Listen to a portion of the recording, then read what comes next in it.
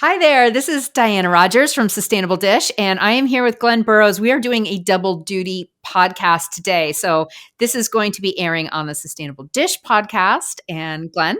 And it's going to be on the Ethical Butchers podcast, which is titled The Regenetarians. So, I'm hoping it's going to be less of a Q&A and more of a conversation, but I think we've got quite a few things that we can talk about between us. Yeah. Glenn, why don't you kind of introduce yourself to my listeners and maybe I'll do the same to yours. Sure. So I co-founded the Ethical Butcher about 4 years ago with Farshad Kazemian. And it was kind of an unusual thing for me to do because I'd been a vegetarian for 25 years, having done a degree in food science. The first year of my degree was when the BSE crisis broke in the UK, and that was caused from a pretty horrible practice of feeding ground up remains back to farmed animals. So diseases were cross mutating, and we had to cull a large number of farmed animals in the UK. That put me off eating meat from a perspective of not that I disagreed with eating meat, I disagreed with the way that we were doing it. And at that time, which was 1989, there really weren't the kind of alternatives that we have now.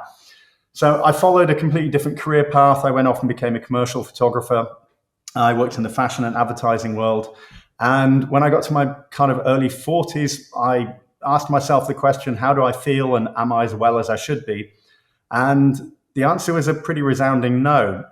I started researching a bit into what might help me and what might be the cause of me not feeling great. I was developing autoimmune issues, terrible brain fog. I was not progressing athletically despite training hard, and decided as an experiment to put a bit of meat back in my diet to see what would happen. And the results were nothing short of miraculous. So that caused me to do a bit of a deep dive back into what I thought I believed and start rereading a lot of nutrition science, environmental science. And this was kind of the early days of what we would now call the kind of paleo diet, paleo movement.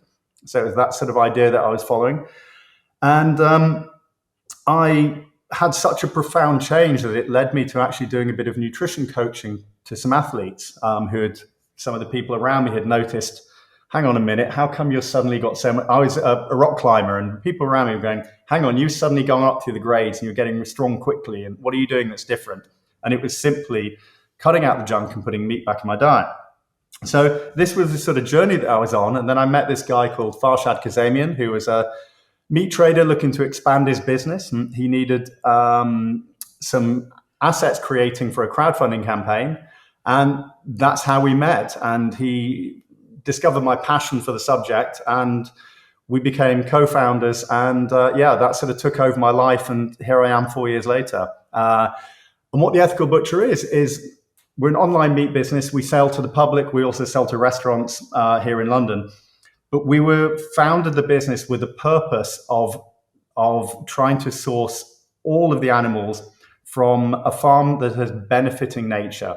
And I think to claim that everything is completely regenerative would be a bit of a stretch. But one claim I can make is that every animal that we sell has had some net benefit to the environment in which they live. Wonderful, wonderful. And I met you, well, we were chatting back and forth a little bit on social media, and then I met you when I came to Groundswell last summer. That's right. Yeah, that was a fun one. Yeah. You need to do the intro bit now and tell Sure. my lot who you are. I actually had a little bit of a similar background to you. So I used to teach photography. And no way. Yeah, Okay. I was an art education and art history major undergrad, and then worked in advertising for many years at agencies doing marketing strategy, and then worked for Whole Foods Market for many, many years until I had my children. And then I joined my ex-husband helping to run the farm where we were living, running all the front of the house stuff. So we had a 500 member CSA at the time. We did weddings and birthday parties and had a kitchen and a store and all of that. So I ran all that stuff while he grew the food. And it was my nutrition shift started a little bit when I discovered I had celiac disease at age 26, and I went gluten-free.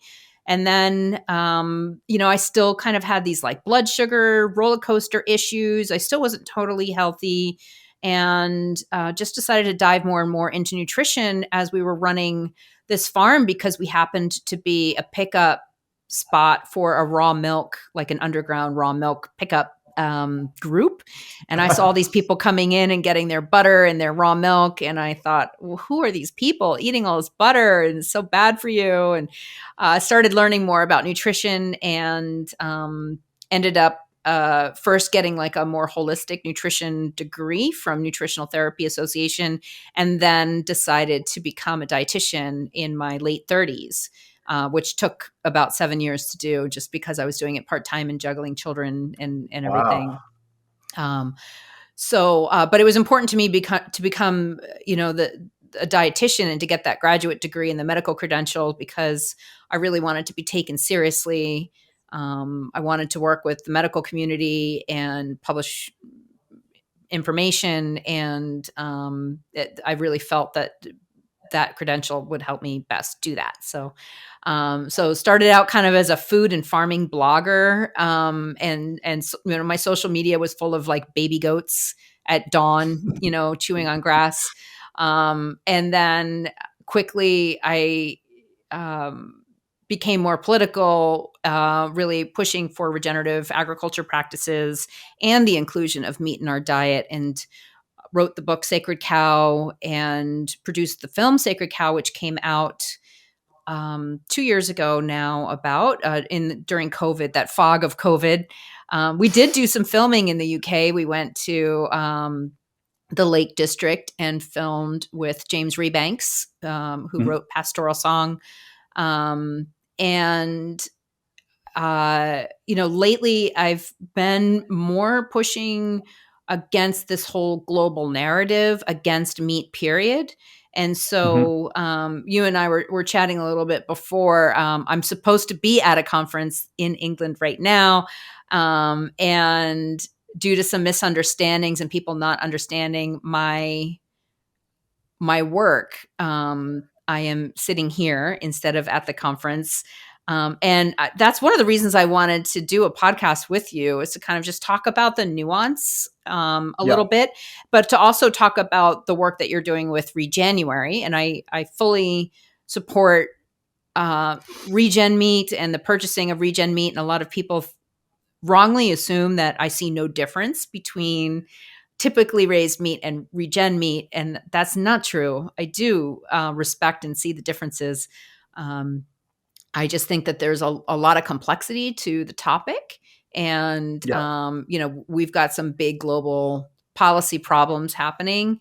And there are a lot of hungry people out there that need nourishment and don't have access to regen meat. So, even typical meat is healthy, but we can still, make a better food system while also helping the typical meat industry to get better. And so I'd say that's sort of my elevator pitch for what I do. I guess this conference told me that I could only talk about the health benefits of pasture raised meats, and I was not allowed to discuss at all, the other the other benefits of meat. And my position is that is a little bit of elitist, because the typical person, most of their diet is complete junk, and they would do better with even a little bit of typical meat added in if that's all they can afford. And I think that there's overall a lot of elitism and misunderstanding about nutrition in the regenerative movement, and it's really kind of turned me off lately. And so let's dig into all that. I mean, again, I think Regenuary is great. I think improving your purchasing choices, if you have the ability to do that, is something that is quite laudable. Yeah, no, there's so many points here, but I think let's just pick up first of all on the nutrition, and kind of related to the conference that you could have been at right now, and what you just said is that when I was first introduced to the subject of being an omnivore, basically, when I switched from being a vegetarian and I started reading all this paleo literature, what got me into the whole idea of just buying grass-fed meat was all the paleo literature was talking about the increased levels of CLA and all the increased levels of B vitamins and all the fat-soluble vitamins that were supposedly so much higher in grass-fed meat than they were grain-finished meat. And I think I don't know if this what I'm about to say is true, but I imagine that I think we probably have less of a difference in the UK between our what we call conventional meat and the purely and the best regenerative meat, because we don't have the same type of feedlot systems, I believe, for beef, and pretty much all beef is at least starts on grass, on pasture. But what's come out from the research I've done more recently is that the differences are there, but they're maybe not as huge as certain people would like them to believe. In terms of the nutritional quality, particularly if you're talking the difference between no meat and some meat, Right. Which I think is huge. And so, we're constantly fighting this narrative, and actually where Regenuary started as a reaction to veganuary. And my problem with veganuary is not people wanting to be vegan. It's an oversimplified narrative that meat is unhealthy and always damaging for the planet, and that every kind of meat production is always lower impact than any kind of any kind of vegetable-based food production is always lower impact than any kind of meat-based production. And I just think that narrative is oversimplified and it stops people thinking. But within meat, yes, there are nuances and there are degrees, but the degrees are maybe not as huge as even possibly I thought 4 or 5 years ago. I think the reason for regenerative is less to do with these huge differences in nutrition and more to do with simply what's happening out in the field, literally, and farming practices and the impact they're having. I 100% agree. With production practices, though, I think you would be surprised to learn that 85% of the beef cattle population here in the U.S. Are grazing on land that can't be cropped right now. And so even within typical meat production, I think it is overly simplified that, grass-fed good, everything else bad, right? Even within grass-fed production, there's continuous grazing and then there's regen grazing, and movement. And I know a lot of regen producers that do great grazing that then at the end sell to feedlots because it just works better for their business model. And in fact, even in my film, the farmers in Chihuahua, Mexico, who are bringing back the desert from the Chihuahuan desert from just barren land to this beautiful oasis of grasslands, he sends to feedlots at the end because his land can't support the finishing, and it just works out better for him. And so, there was a study here in the U.S. about grazing on public lands and found that, for each animal, it's over $1,000 worth of ecosystem benefits. And that's just typical meat production. So, any grazing is better than no grazing, but there is no grazing situation that's happening in the U.S. There's no animals that are born in a torturous feedlot, born in a concrete bunker and only fed but that is the reality in chicken and pork production. And so, that's where I argue, if you're at the grocery store and the only solutions in front of you are typical beef, typical pork, or typical chicken, which is the three main land-based protein sources here in the U.S., the beef is always going to be the best choice. It's 30% more nutritious than chicken. And that animal had access to outside for most of its life. And even when it was on a feedlot, it was still able to move around. It wasn't in these really toxic conditions that you see in chicken production. I think there's also this perception that all feedlots are these evil, horrific places. And I've been to quite a few. I think that's, most people haven't been to a feedlot. I've been to many.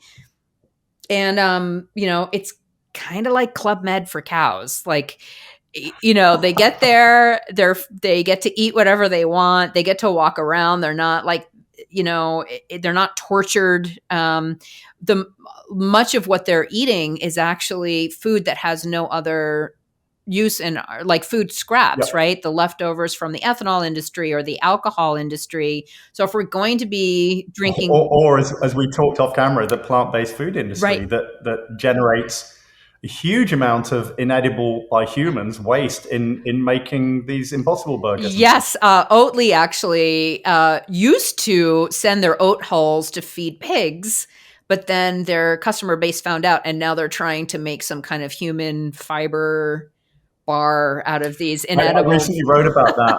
I wrote an article which is on our blog called "Are Plant-Based Milk Producers Hypocrites?" And it was exactly because of that. They were getting, Yes, I think in Europe, in Germany, they're still doing it, and they were getting so much backlash because the irony, the beautiful irony, is that they were feeding the waste products from making Oatly to dairy cattle, which they justified by saying, well, otherwise it's in landfill and it's going to produce methane anyway. At least somebody else is using it. And That- I agree with totally. that,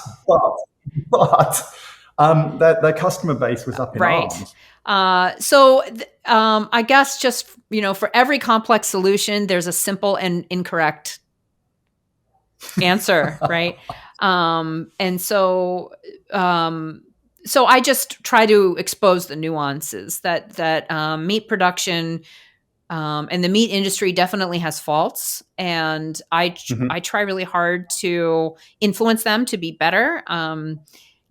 Another issue with this conference was I was accused of working for industry, which is not really true. I will consult with Paid by them big meat. to help them have better practices.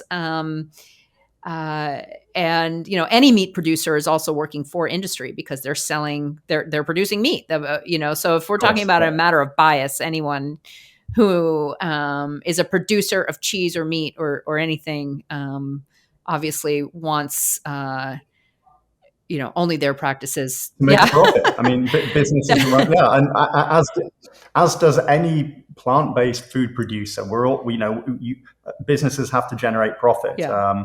Except it's often turned against us when it suits an agenda. Right.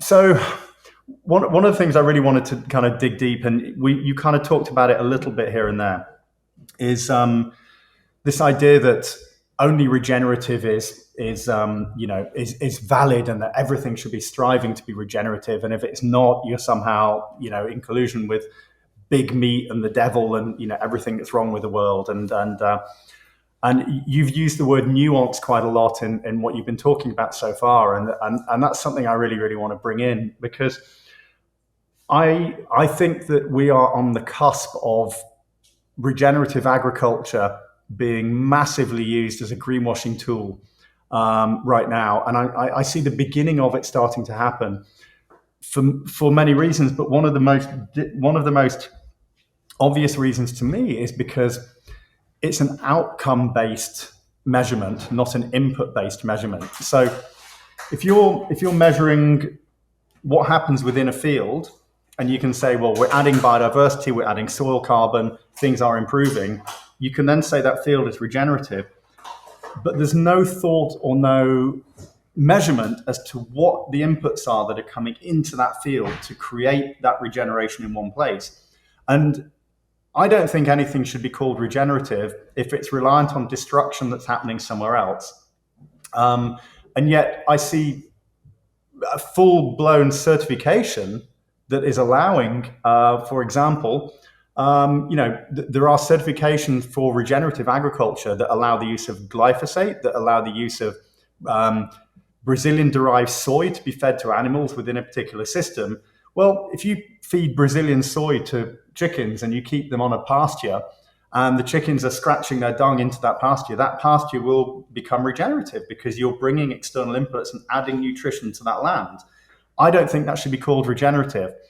What are your thoughts on this life cycle assessment of what regenerative should mean? I think it's so tricky also because we have to take the location into context. I mean, what can happen in northern Canada is very different than what can happen in southern Georgia here in the US, or what might happen in Costa Rica, or on this this farm in Chihuahua, Mexico, right? Like he had no other inputs.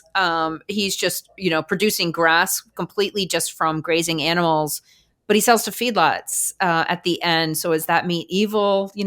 I think I think it's really tricky. I think I mentioned to you, I had and I mentioned this on the podcast with Paul Grieve that I did not too long ago. A seafood company reached out to me calling themselves Regenerative, and they were their inputs for the fish was GMO grains. And I said, Right. that in nutritionally, I think it's probably a great product that you're producing, and I'm sure these are you're doing better than from the other things you're telling me, you're doing better than most other farmed fish companies. But I don't think you can call yourself regenerative if you're using typical sprayed grains as your input. As a like Roundup Ready type Yeah. And glyphosate. Yeah. so So what was their justification for using the term regenerative anyway? What did they think they were doing? To just they for a bit of actually context said, here, "Oh my why? gosh, no one's ever questioned us. No one has ever asked us these questions and called us out. And how dare you?" And I actually didn't get. They were mad at me because there was another seafood company that I was working with that actually had very similar practices, and they were saying, "Well, you support those guys. Why won't you support us?" And I said, "Because they're not greenwashing, and you are." So they didn't call themselves regenerative.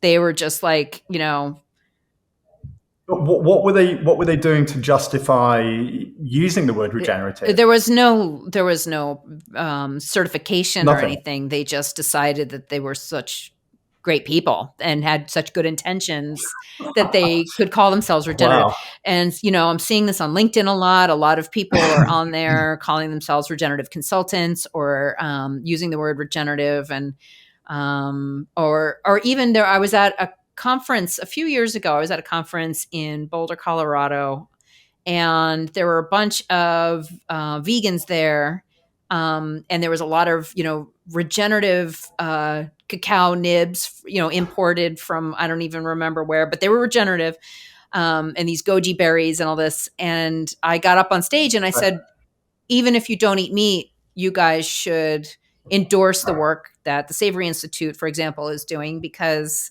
these grazing animals are improving the land, and that's the whole spirit of regenerative. And so you can't demand that everyone go vegan if you want to truly be in the spirit of what regenerative means.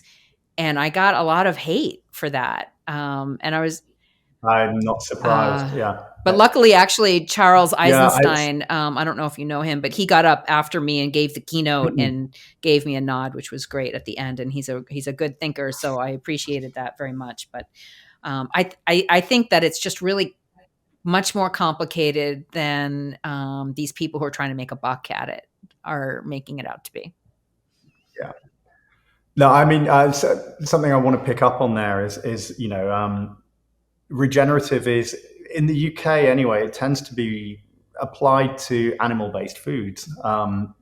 It's very rare that I can think of a few companies which are like Wild Farmed who make this, who do flour. I don't know if you've come across them.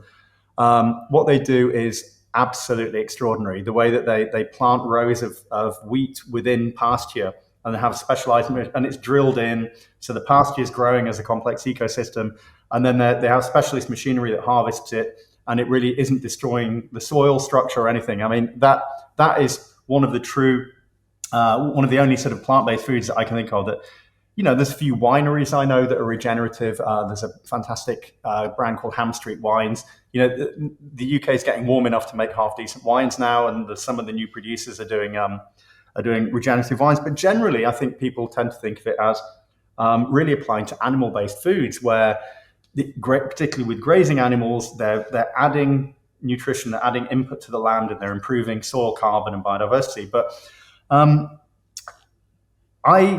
because the whole idea of Regenuary started as a reaction against veganuary, with subsequent years of running this campaign, I've tried to sort of throw my arms a bit wide and say, look, let's all get on board with this together, right? Let's not let's try and find the common ground, because whatever anyone eats, I want it to be lower impact. If you don't want to eat meat, fine, but you should be really thinking that, how can I minimize my impact? And clearly, lots of imported tropical fruit flown in from wherever that's unnecessary to be eaten in Northern Europe in the winter, et cetera, monocrops, GMOs, fake meat products made with that isn't regenerative. So how can vegans even be more conscious and mindful?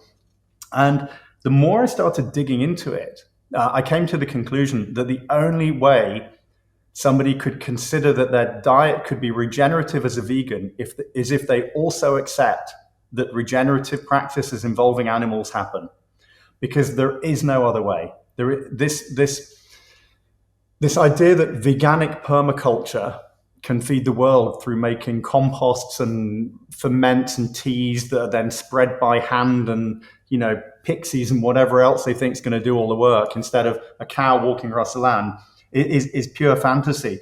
The only way we can have a regenerative food system for omnivores is by including animals within those systems. Have you come across a lot of resistance to that message? I think actually, surprisingly, the biggest resistance that I've had throughout the release of the book and the film has not been from vegans, but has been from people in the regen movement who think that whatever I'm saying is, because I try to be more inclusive and my goal is just improving practices and trying to nourish people the healthiest food they can get, right? And I think people should eat a wide variety of foods that don't give them, unhealth. and I think that we should be farming food in ways that are financially sustainable and also create lower impact. And it's going to look different for everyone. And what I've found is that there's a lot of ideological people out there that think whatever they're doing is the best, and everything everyone else is doing is wrong. There's a lot of egos in this space, and there's just a lack of. I think there's a lot of people that are actually quite out of touch, also with what typical people are dealing with. And I've found that a lot of the people in the regen ag space have never had to do what I've done, where I've worked in hospitals. I've worked with people who are very, very sick and are eating total processed food. They only shop at big box stores. They can't go to farmers markets, or they don't have time. They're working very stressful jobs. They don't have a lot of nutrition education. They don't have the luxury of the privilege of worrying about buying local, or they just have other big things to worry about. And I think to worry about, things that you and I worry about, so longevity, it's a very privileged position to be in.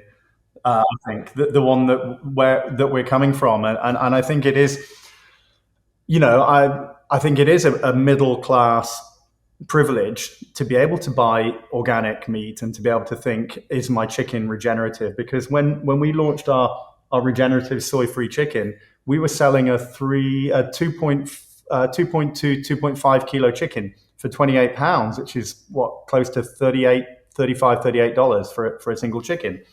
And I know that you can go to a supermarket and you can buy that same way through chicken for £4 or £5, so sort of $7 or $8. And it's a privilege if you can afford it. It's not, but the only way, in my opinion, the only way that these things change is by creating a demand at the top of the market, then through scale can trickle down. And it's a bit like, it's classical economics, right? It's supply and demand dictate price. So if a price of something is very high and there's a high demand for it, that should force the supply to increase so that the price can come down and more people can afford it. And I'm not against these products being expensive now. I'm against them being expensive in 3, 5, and 10 years from now, because it should become the norm. But I think, we're we're pushing boundaries and we're experimenting, and we need more land to produce less food. We need more time to produce less food in these regenerative ways. So I kind of agree with your message as well, of like, if you're faced with junk or real food, even if the real food isn't produced in a totally ideal way, it's preferable to Totally. your I mean, other option. I've raised the point that, you know, no ethical doctor would say only eat organic vegetables or don't eat vegetables, right? And so everyone can get Yeah, that, right. Okay. right? Great. Yeah. So as a Yeah. dietitian, it would be incredibly unethical of me to say only eat regenerative meat or don't eat meat. But I think for some reason, that is the message that's being put out by the regen community, and it's unethical. There are rich Yep. people that are going to buy crappy food out there, and that's just their values and where they want to spend their money, and it's frustrating to watch it happen. But there are people that just have different values, right? There's people that vote one way Sure. instead of the way you prefer them to vote, and you can hate them for it, or you can just accept that, you know, they have a different worldview than you, right? And they might have other quality things about themselves, even though they don't think the same way you do, right? And I tend to be in that camp. I think that people's own views can be valid to them and still not be my view, right? Um, Yeah. Sure. so Yeah. yeah, Yeah. go ahead. Um, you mentioned very early on that you Mm-hmm. worked for Whole Foods, right? I did come across some. I listened to the podcast that White Oak Pastures on Joe Rogan, and he was talking about Whole Foods, and I think explaining the problem that they'd got to, where scale had become an issue, and with scale, the ethics had kind of, should we say, gone out the window somewhat. Um, and I find this something really hard to kind of get my head around, is what if anything do you think we Scale. can do to kind of scale the movement, so that people, do you think it, I think, because I came from an advertising background, as did you, and it'd be Mm-hmm. interesting to see if you share my view on this one, but I believe that scale is going to come from consumer demand. So with the ethical butcher, my focus has been not so much about hammering the farmers to do things the way we want them to do it, but more about educating the consumer as to the difference that we're trying to push, to then say to the farmers, we've got the market, will you make it? And that's the way around I think things are going to happen. What are your thoughts on that? Do you think it needs to be led from the field or led from I the am table? well, I mean, there's cool stuff that can be produced at the producer level. Like maybe there's this new cool flavor of jerky that, you know, came out in an experiment, and you then tell your customers about it and they think it's cool, and then that takes off, right? But I think in general, I am on your side, where I think most of the change is going to happen because of consumer demand. I think that's just sort of a law of capitalism that has been Mm-hmm. proven time and time again. And I also think that scale is not a bad thing. And I think that that's another problem within this regen ag movement, is that there's this Mm-hmm. perception, and there's no magical number, but it's like once a company gets to a certain size, they're no longer seen as good anymore, right? Yeah, yeah, It's I sure, don't yeah, there must be a right, term for yeah. this, but and I do in general think that we need to have more regional food systems and less globalism. I think globalism can be really Mm-hmm. harmful. And for Well, there's this idea, isn't there, that once a corporation has a board and shareholders, they essentially become sociopathic, in that at that point, the most important thing that they can right, produce is profit, and that the ethics tend to go out of the window if there's a buck to be exactly. made somewhere. And I think there is probably, as you said, maybe that's the point. Maybe it's the point at which, a company floats. Maybe it's when they become a PLC, and suddenly they're trading. maybe that's the point at which it all goes wrong, and profits are more It could important than be, ethics. I don't although, know. I think that people. I think a lot of this comes down to the fear of death, and people don't want to.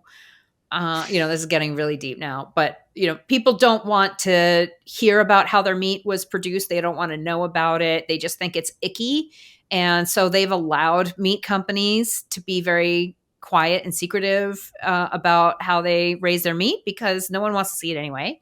But I've actually been to some Yeah, very, very large. I've been to the biggest meat company in the world, in Brazil, and those animals were not like hollering out, screaming and tortured. They were like hanging out. And and it doesn't mean that I'm necessarily endorsing all of big meat. It just means that I'm curious and I'm looking at all of the whole entire system. I'm trying to figure out ways that the whole system can be better. But I think if even if a company has shareholders, I think there's a level of consumer education that can happen, that will, consumers of higher end products want to know that, the labor practices were fair and all of that. And so that's yeah. where, sometimes third party certifications can be a good thing, once you get to a certain scale. Like Exactly. B Corp or something like that. Yeah, yeah, And yeah. I don't have a prescription for how to fix everything. Because it's a very complicated system. But I also think that makes me a really good person to be talking about it, because I think anyone who's got a one size fits all prescription on how to fix our health and our food Yeah, and system, anyone with all the answers they clearly don't know what they're talking about, yeah. because I love that expression. And anyone who thinks they have all the answers doesn't exactly, understand the question. exactly. And I think that definitely follows through all of this. So if we can move back to sort of the talk around regenerative and kind of what it means, how would somebody said, Dana, what's your elevator pitch for what regenerative agriculture is? How would you respond to that? I've been kind of a little down on that term lately, only because, as we were talking earlier, there's just been a lot of greenwashing going on, and a lot of people calling themselves it, and that I'm regenerative, you're not regenerative, and I want to trademark, this type of regenerative agriculture because I invented it, and you can't do it because, or use my word because I own it. That there's actually that happening, and so I think that Yeah, I don't care what the word is. I think that we should all be striving to be good people, healthy people. We should be raising our food in a way that benefits the environment without making us go broke. I think that's another, I've lived on farms. yeah. Farmers don't make a lot of money, and a lot of them are can be subsidized by, rich landowners, for example, or governments. Or governments, Exactly. like And particularly so, yeah. or maybe they inherited all of the land and they use, intern labor that they don't have to pay, just to have this fleet of apprentices that want to study with them. But that actually makes their model an unsustainable model, right? So I see, Yeah. I don't know how many, 100% pure systems I've seen. There's always something going on. Either the person had family money and so they were able to buy the land, or their practices are so unrealistic with, burying the horn underneath the tree at sundown on the full moon. There's just, I think it needs to work. Yeah, Like yeah, yeah. Wiccan I just permaculture think or something. Yeah, yeah. it needs to work, and it needs to be a good practice. And I think there's a lot of different things and a lot of different contexts for which, for what it For what could be. And regenerative could be. I get nervous about terms because there's like then an in group and an out group and a line drawn in the sand.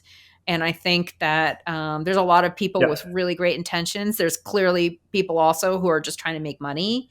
But they might also have their own reasons why they can't worry about the earth if they're trying to just save their family farm and their kids don't want to move back because they don't want that life anymore. I've seen that too. So I don't know anymore what I think. Fair enough. I was, even when you were talking there, I was like thinking, gosh, I hope she doesn't ask me the same question, because I'm not sure how I would define regenerative other than to say, I think that wherever a producer is on their journey, they should be on a model of continuous improvement. So, and I think pretty much that's all I can say about it, because as much as we can talk about it being an outcome-based measurement, or a measurement within, of what's happening on the land, unless you're taking into account the full life cycle of the inputs. So to me, a regenerative system is, and I have met farmers who are operating like this, is the only inputs are sunlight and rainwater, and they're producing food. So if you can continue to do that year after year and your outputs are increasing, that's regenerative. But that's a pretty rare system. And as you said earlier, it's possible with grazing animals, but it's pretty impossible with monogastrics, which are the poultry and pork. And then we get into a thing, well, if you're using a waste product, is that regenerative? Well, how was that waste product produced? Was that waste product the result of non-regenerative farming? Does it still mean that if we're feeding waste bits of grains to chickens, and a great example of this was I discovered that it is possible to keep poultry in a way that could be certified regenerative, Right. having been fed Brazilian-derived soy. So Yeah. to me, that's absolute nonsense. Like, okay, so you're adding nutrition to the field on the basis that you're destroying a landscape 7,000 miles away. Absolute, total and utter nonsense to call that regenerative. We have to think of the bigger picture. So yeah, it's, we run this campaign called Regenerate. It's hard to define what regenerative actually is. But what I never want to stop doing is talking about it, thinking about it, and discussing it. Yeah. And discussing the gray areas and discussing the nuance, without throwing sticks at each other. Exactly. And that's what I see a lot happening in the movement. And I also think that it can alienate those who maybe want to make a change, because there's like the folks up at the top that, think that they're doing the perfect stuff, and they're looking down their noses at everybody else, when they could be just helping to elevate them at the same time, right? Change in rural communities happens really slowly. There's a lot of cultural reasons why you don't want to stick out and be different in a rural community. And also it can be a risk if, people do things that their family has done. There's very small margins. If you're at risk of, not knowing if you're going to make it every year or make a profit every year, why would you ever want to do something radical to completely change things, right? Yeah, So I think there needs to sure, be sure. a lot less judgment and criticism, and a lot more open-mindedness to the fact that most people are just trying to do their best. And I think really, age has a lot to do with this too. You and I are similar ages. And I think with that comes a perspective that like stuff happens, and most people are trying to do a good job. And it's a good idea to just help them do that. Right. And the best they can, as you said. Most people just try and do the best they can. I want to pick up on something. It's kind of, you mentioned it a little way back. You were talking about one of the difficulties with farming is obviously the requirement to own land, and to where the land came from, whether you've had to buy it, you've inherited it, you're renting it, or whatever. And something I've seen a little bit of, which I've seen here, and kind of from the last couple of groundswells that I've been to, which I find really interesting, and I hope will be the beginning of a bit of an agricultural revolution, is the idea that you could become a farmer without owning land. And what I mean by that is I've seen some examples of some really incredible stacked enterprise farming systems happening. So, like a great example of this is one of our primary beef producers is based just outside of London. He's got the most beautiful kind of plot of land, and he grows beef and beef and lamb. And he was approached by a couple of young guys who wanted to do pastured chicken, and they weren't farmers, they didn't own land, but they'd watched Joel Stallaton, and they were engineers, and they knew how to build a chicken tractor, and they engineered these incredible aluminium chicken tractors, and shared everything open source about how to build these things. And they became farmers on somebody else's land without owning anything. And the reason the beef farmer said yes is because they were bringing nutrition to his land. So they were bringing in organic chicken feed, which was obviously grain-based, as local as possible. And the chickens were running across the land, and you could see the increasing growth where the chickens had been. So this idea that more animals can actually benefit the land if done correctly, I think is potentially opening up the ability for people to be farmers without thinking, am I going to have to take essentially a land mortgage out for £6 million to become a farmer? And I don't know, I know you're sort of Patrick Holden in his Feeding Britain report. I don't know if you've seen him, you probably have, but we're suggesting that we need to put grazing animals back into crop rotations. Well, the only way that's going to work is if the cattle farmers of the future are nomadic. And I think what a fantastic thing to do. What a fantastic possibility is that I could be a farmer with 150, 200 head of cattle and not own land, but provide a service to arable land, for example.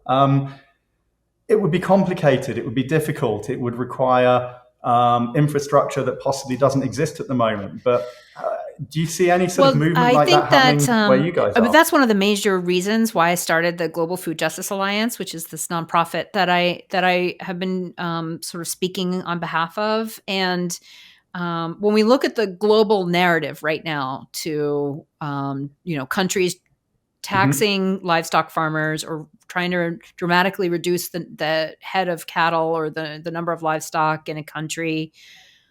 The reality is that, there are a lot of places where people have a hard time having access to own land just because of, the need for capital or, women in half the countries in the world can own livestock but can't own land.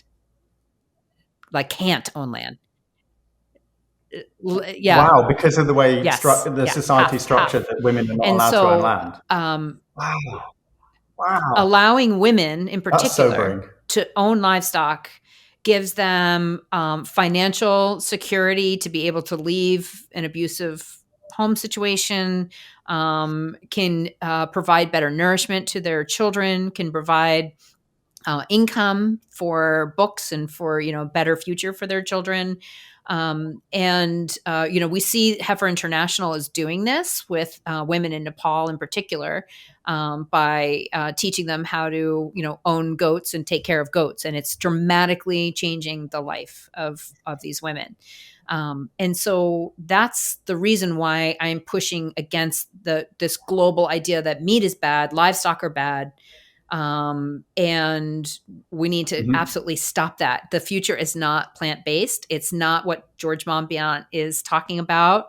And I really wish that all this infighting within it has to be pasture-based or nothing, only grass-fed or nothing. That needs to stop because we have these huge, we are all little Davids against a massive Goliath with the World Bank and the World Economic Forum, and Bill Gates and all of these people that are trying to techno our food, technify our food, and take food production out of the hands of humans and put it into. Yeah, you can't patent. Exactly. You can't patent. And so we all need to be getting behind this message that we need small scale agriculture. We need we need nutritious food for people. And yes, 100%. This all needs to be advocated for. And there can't be this, regen against grass fed, or grass fed against people who might do a little bit of grain, but it's local, or, someone who needs to go to the grocery store and just get meat. That all should be, seen as different levels of grayness. And there is no diamond out of that. Yeah, I couldn't. I really couldn't agree more. I mean, obviously, as a business, we've had to take a stand and say what we do and don't do, and we are trying to source as much as we can. Well, pretty much, everything, some form of regeneration, according to how you would define that. But we're just one company trying to create a differential for ourselves in a market. So I think I think in our case, we are very much saying it's for us, for our brand, it's regenerative or nothing. But that's not the message that we're putting out to the rest of the world. Well, and I think, eat according to your values is a great message. Feel good about the meat you're buying. Know that it, was at these standards. I mean, the majority of the meat that I eat is also regen meat. But I just don't, I recognize that I have a privilege there that other people don't have. And so I don't put down, other types of meat. Yeah, the alternative. You've kind of really neatly segued me, and we've been going for a little while now, but you've really neatly segued me into something that I wanted to kind of pick your brain about, because every year when we've run Regenuary, we've tried to kind of look at, okay, so what will be our slant, what will be our kind of talking point this year, and I mentioned to you off camera before we started recording this, that we've seen our business have a bit of a shift towards the food service, towards B2B. I see the B2B, the restaurant trade, what people eat outside of their home, having a huge lag in both ethics and and input quality compared to what people would buy it in a supermarket. And I'm one of those people. I don't mind admitting I am hypocritical when it comes to. I know damn well that sometimes when I'm in a restaurant, I'm eating things that I wouldn't pick up off from a supermarket shelf. I didn't before I started becoming aware of how restaurants operate, but a lot of restaurants, they know how to prepare food very well. They know how to make it taste delicious. And they will do that with the cheapest possible ingredients that they can possibly use, because profits are hard, profits are tight. And it's only when we started selling meat to restaurants, I realized the scale of the dissonance between the relatively wealthy, educated consumer who would never, who would only ever buy an organic chicken to roast for their family on a Sunday, will order a chicken curry, and it's probably Lithuanian battery farm chicken that's been flown in and frozen. And there's a huge gap there, and it's a gap that I kind of want to slightly name and shame a little bit. I want to push for that to be a change. It is related to profit. It's also related to, I think, what people expect to be able to pay for things. But what can we do as consumers to eat better if when we're out of consumers the home? want well-raised meat at restaurants, they just need to ask for well-raised meat at restaurants. And the reason why restaurants are able to get away with crap meat is because consumers aren't. No one's asking the question. It's just like the seafood company I mentioned, right, when I told them they can't call themselves regenerative. Well, they said, well, their pushback wasn't out of how could we be regenerative? It was, well, gee, no one ever asked us what we're doing. And so I have seen, though, when I was living at the farm, there were a few restaurants that we sold briefly to, and then they dropped us as suppliers, and I saw our farm's name still on the menu. And so I do see greenwashing happening at the restaurant level as well. Saying that their fries are made out of tallow oil, and they're totally not. And so I think that there needs to be a little bit of accountability. So maybe some type of if the ethical butcher were to highlight the restaurants to their consumers, the ones that they're highlight, yeah, I think that could be really great, and that that could we're give working those with. Yeah. restaurants the incentive to continue to buy, knowing that the customers came in asking for that meat. Um,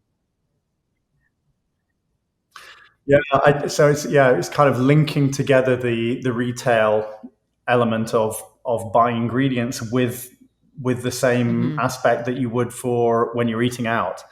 But I mean, it's hard. It's hard to do, and it's hard because of cost and scale. But I think when you and I met at Groundswell, we had a stand next to Honest Burger, who are a burger chain in the UK. I mean, compared to burger chains that I'm sure your viewers are familiar with, they're tiny, but they have 42, I think, 42 shops. Each restaurant is getting through the equivalent of one cow per week in weight, and they're switching to a properly regenerative supply chain, and they haven't had to increase their prices. But their prices were not McDonald's prices. They're not doing 99p hamburgers.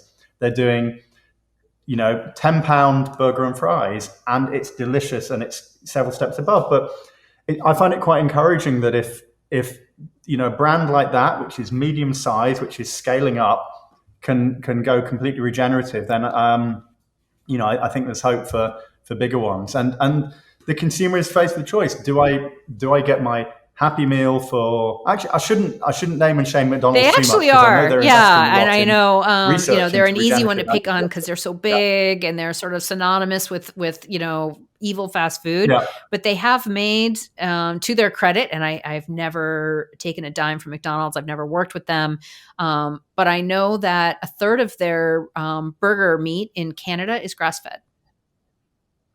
Yeah, and they have, I know, Wow. yeah, yes. What, like Yeah. completely all the way And through, grass I finished? know that they've been making really great efforts. And so my opinion is, if I could help a company like McDonald's be 5% more sustainable, that is so much better Oh than, my God, that's all of such a the, big you change know, compared to, yeah. pasture raised fancy You reach more cheese people could be than sold opening a out of a farm one shop, small farm right? in England, right? Yeah, So like, yeah, net benefit to the world, yeah, yeah, me. yeah, yeah, yeah. if I can be doing something like that, right? So I am just a big proponent of, here's the whole system, and how can we make it better? And let's, like, So even and the bigger the company, the smaller the yeah, change I truly will believe have a that. bigger And I impact. mean, we do live in a world where a lot of people go to McDonald's. So let's go talk to McDonald's and see what we can do. Yeah, And it sure. doesn't have Yeah, to go 100% yeah. regen Let's tomorrow, but help them do things better. they Yeah. can also, and I know that they're investing in some really great research, and are looking at ways to be more sustainable. No, absolutely. And I interviewed Claire Hill, who's head of FAL Farms in the UK, which is McDonald's kind of research farm into regen. And no, I'm impressed, and I think they use their cooking oil to power their trucks, and it's biodiesel, and as you said, it's often the first word that comes into your mind when you're thinking about junk food, but actually they are kind of pushing to do things a bit better. But for example, this might be a bit of a strange question, but if you were out if you're out for dinner at a restaurant, and you're with family, are there certain things that no matter what, you just can't bring yourself to order on a menu? Are there certain food items that you just think there's no way this is not ranked in sort of bad impact to good impact? Are there certain things, for example, that you would always avoid? When I'm out at a I mean, I try to choose farm to table restaurants where I know the owner, and my daughter works at a great one nearby that's owned by a friend. She's got her own farm. That's the type of restaurant that I go to. But let's just say Sure. But what I'm about if you're traveling? traveling. You're in an I'm in an airport. airport. Oh gosh. Well, so being celiac, it's really, I kind of am allergic to airports, right? But if I'm starving, I'm just going to get a steak. I'm just going to get a Right. plain steak, add some salt and pepper, and just eat the steak on the grill. That's going to be even better than eggs, because they might be tossing the eggs in some bad seed oils and they come out really greasy and I'll feel really sick from that. But I would Yeah. always order a steak over chicken or pork, conventional chicken or pork. I would always take the steak over that. Yeah. That's interesting. That's pretty solid advice, and I think I would agree with you. But I think some of the worst offenders are probably tiger prawns and farm Oh tilapia yeah, and no, farm yeah, the salmon. seafood is just not, yeah. It, particularly from a big restaurant, potentially in an airport, for example, it's going to be. Yeah, I think that would be my number one to avoid, and I'd Yeah. agree with you And food on safety the wise, straightforward red meat. burgers from restaurants in general, I always get cooked well. Right. Steak, it doesn't matter as much because the pathogens can't get inside the muscle tissue, Yeah, as you it's never know. been exposed to the air. But Sure. with burgers, all of that is up for chance. And Yeah, yeah.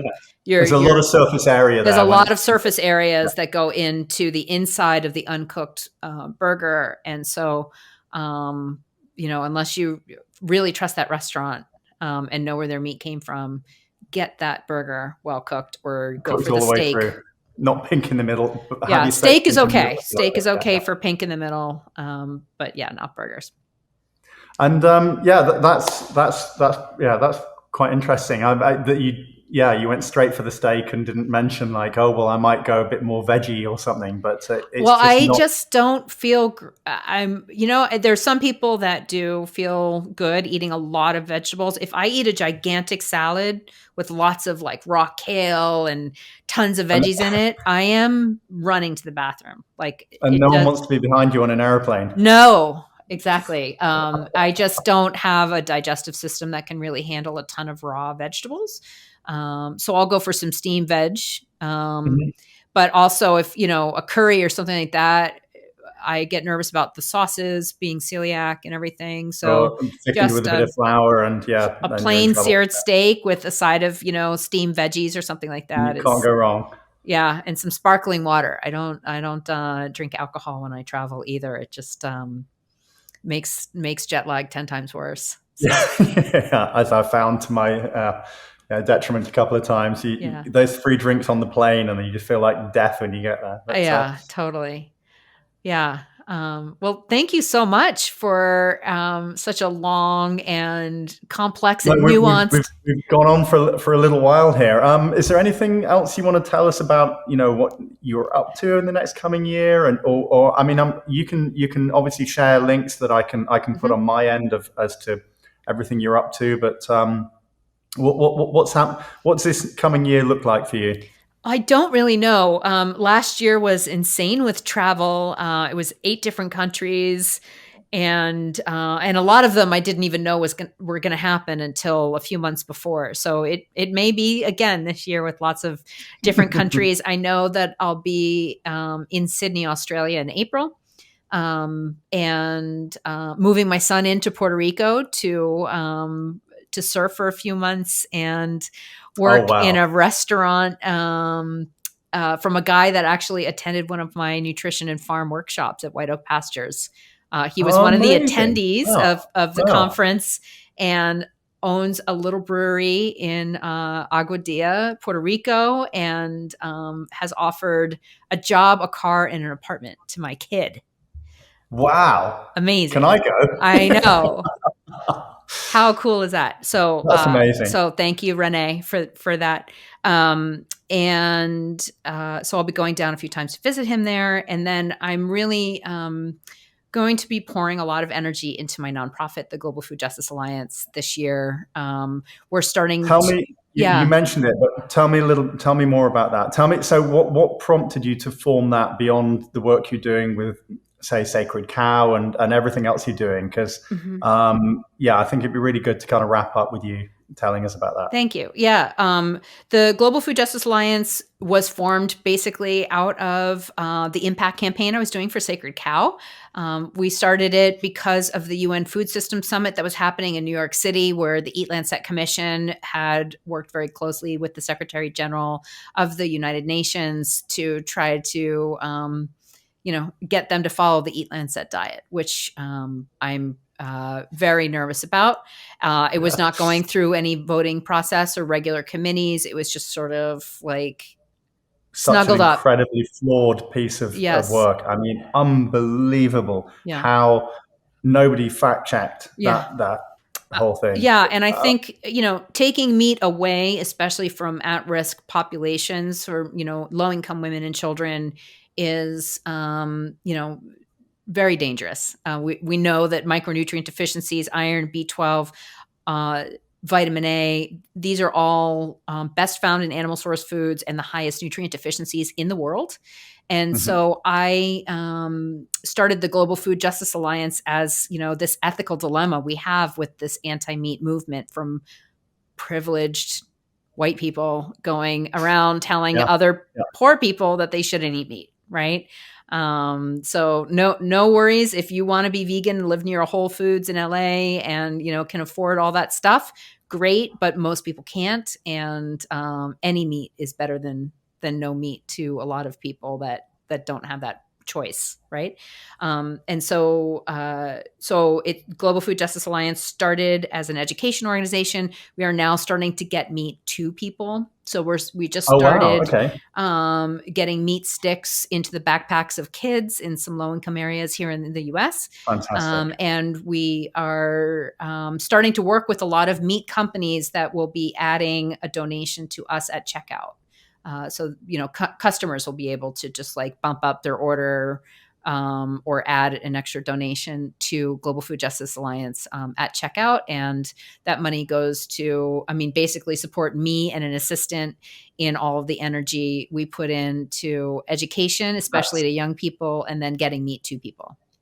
that's incredible. And also just, I can throw in that having seen the content that you put out, I think the infographics and information that you guys put out through that on socials is absolutely fantastic. It's very clear. It's no BS. It's very direct. It's very straightforward, black and white, and pretty unarguable fact-based information about what you're trying to do. So I think that's a great resource for people to go and look at. Thank you so much. Yeah, we put a lot of energy into that information, and really appreciate it when we get complimented on it. So thank you. You're very welcome. Thank you. Great. Well, again, thank you for your time. Do you want to let my followers know how to find you? Yeah, so we're obviously we're just a UK based firm, so we don't ship internationally, but we have a large quantity of content that I put out across social media. Sorry, the brand puts out across social media. We're pretty active on Instagram, Facebook. And there's a lot of blog posts written about a lot of the things that you and I have discussed today, which are found on our website. But yeah, if anyone's really interested in the idea behind Regenuary and what it is, we are launching on the 10th of January. The campaign sort of officially launches, and I'll be spelling out the kind of where it's come from, what we've done in the past few years, the whole idea behind it, and then also the slight shift towards what the focus is of this year's Regeneration, which is going to be looking at food service and how both consumers and chefs can make better choices to just go that little bit to start improving things. So we're not saying all restaurants need to be regenerative overnight, but just what can they do to make that tiny bit of improvement that's going to have a knock-on effect for the future. Wonderful, wonderful. Yeah, I just, if Starbucks could just have one fair trade coffee on tap all the time, can you imagine how great that would be? The difference. Yeah. Um, Great. Well, and your followers, and I do have some followers in the UK. Of They course. can find me on at Sustainable Dish on Instagram and at Global Food Justice on Instagram, and then the website Sustainable Dish, and also Sacred Cow, the movie and the book. Thank you. I'll put all the links in when I post this up, Diana. Thank you. Wonderful. All right. Well, have a wonderful rest of your gloomy day in the UK and the start of mine It's here gone in the completely US. dark while we've been Yeah. talking, as you can probably. All right. Well, happy January, and thanks so much, Glenn. Thank you. See you soon.